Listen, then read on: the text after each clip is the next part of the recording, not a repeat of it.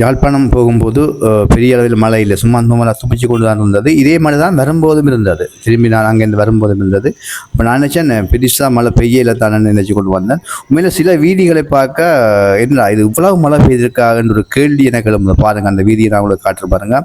யாழ்ப்பாணத்திலே பிரதான வீதிகளோடு இணைகின்ற வீதிகளை பாருங்கள் எப்படி மழை இருக்குன்னு சொல்லி. வைகாசி மாதம் வந்தால் வரத்தெடுக்கும் வெயில் தான் உண்மையில இலங்கையிலே அப்படி தான் காலநிலை. ஆனால் இப்போ காலநிலை மாறிட்டு இன்று பாருங்கள், இன்று பெய்த மழை கிட்டத்தட்ட ஒரு 30 நிமிஷம் தான் அந்த மலையில் டவுனுக்கு நின்றன். பாருங்கள் எப்படி வெள்ளம்னு சொல்லி. அப்போ வைகாசி மாதத்தில் வெயில் அடித்து சரியான ஒரு வெக்கையில் இருக்கிற நாங்கள் இப்போ காலம் மாறிட்டு தான் எப்படின்னு பாருங்கள். ஆரம்பத்தில் தான் நின்று அது கூட பெய்தது தெரியவில்லை. அந்த நிற்க மட்டும் நான் வந்த இடங்களை பார்த்தேன். உண்மையில சரியான தண்ணி நிற்கிது. அப்போ இப்போவே எப்படின்னு சொன்னால் ஒரு மாரிமலை ஒரு மழை காலத்துக்குரிய காலம்னு சொன்னால் யாழ் நகர் எப்படி இருக்கும்னு பாருங்கள். இதெல்லாம் பிரதான வீதியோடு அண்டிய கிளை வீதிகள். உண்மையிலே இவ்வாறான வெள்ளங்கள் முன்கூட்டியே நாங்கள் இதனை நிவர்த்தி செய்ய வேண்டிய தேவை இருக்கிறது, பொறுப்பும் இருக்கிறது. சம்பந்தப்பட்டவர்கள் அதை பார்த்து நடவடிக்கை எடுக்க வேண்டிய தேவையும் இருக்கின்றது. உண்மையிலே வைகாசி மாதம் பக்கியன்னு சொன்னால் இப்போ நம்ப முடியவில்லை. மாறி மாறி மழை பெய்து கொண்டிருக்கிறது. வெள்ளத்தை பாருங்கள் எப்படி இருக்குன்னு சொல்லி.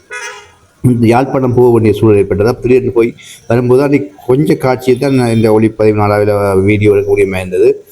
டைம் காணாமல் போயிட்டு நம்ம எதாவது போட்டான்னு பாருங்கள். வெள்ளம் அப்படி சின்ன சின்ன இடங்களெல்லாம் நிறைய வெள்ளங்கள் இருக்குது. அப்போ ஒரு மாறி காலம் எப்படி இருக்க போகுது, இதை எப்படி சமாளிக்க போகிறோம்ன்றதான் ஒரு கேள்வியாக இருக்கின்றது. அது கூடியே இயற்கை அந்த இதை காட்டியிருக்கு. சின்ன மழை பெய்தாலும் கூட இவ்வளவு வெள்ளங்கள் நிற்குது, இதுக்கேற்ற மாதிரி நீங்கள் தயாராக இருங்கன்றதை அவங்களுக்கு காட்டியிருக்கிறத நாங்கள் சொல்ல வேண்டும். உண்மையிலே இந்த வெள்ளத்தை பாருங்கள். இப்போ இதுக்கேற்ற மாதிரி நாங்கள் வருங்காலத்தில், அதாவது இனி வரப்புற மாறி காலத்தில் எப்படி இருக்க வேண்டும் என்பது சரியாக அனைவரும் சம்பந்தப்பட்டவர்கள் அனைவரும் இணைந்து இதை ஒழுங்குபடுத்த வேண்டிய தேவை ஒன்று இருக்கின்றது.